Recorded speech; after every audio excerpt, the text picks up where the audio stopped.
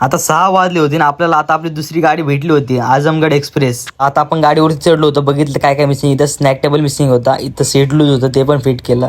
तर आता या गाडीची कंप्लेंट होती की AC विंडोमधून पाणी लीक होतंय. तर ते चेक करण्यासाठी आपण पूर्ण आता प्रेशरने पाणी वगैरे मारलं. त्यांचं काम असतं, त्यांनी पाणी वगैरे मारलं, लिकेज चेक केले, कुठे कुठं विंडो लीक होते.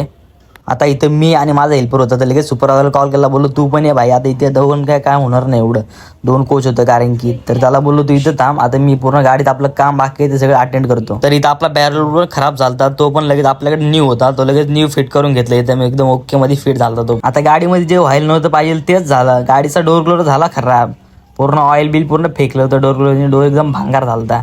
तर आपल्याला तो ठीक करायचा होता. तर आता आलो होतो स्टोअरला सामान घ्यायला, सर्वांकडून इश्यू वगैरे घेतलं आणि आता आलो होतो स्टोअरला. स्टोअर तर पूर्ण रिकाम होतं, फक्त एकटाच होतो मी रस्त्याला. आता गाडीमध्ये एकटाच आणि हेल्पर नाही फिरपर माझ्या अक्षरशः फाटून गेली ती आज. तरी तर आपल्याला सिक्कोच भेटला होता. इथला डोर क्लोजर आपल्याला काढायचा होता, तिकट साईडला नेऊन लावायचा होता. आणि गाडीमध्ये काही एकटा असलो लय वाईट घेतो, पण तिथं तरी पण आपण एक डोर क्लोजर काढला आणि ते लगेच फिट करून घेतला.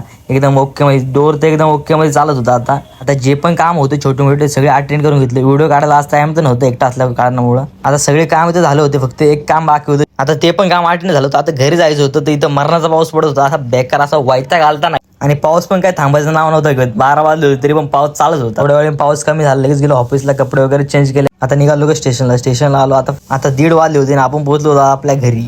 तर आपल्या व्हिडिओ लाईक शेअर आणि सबस्क्राईब करा. बाय.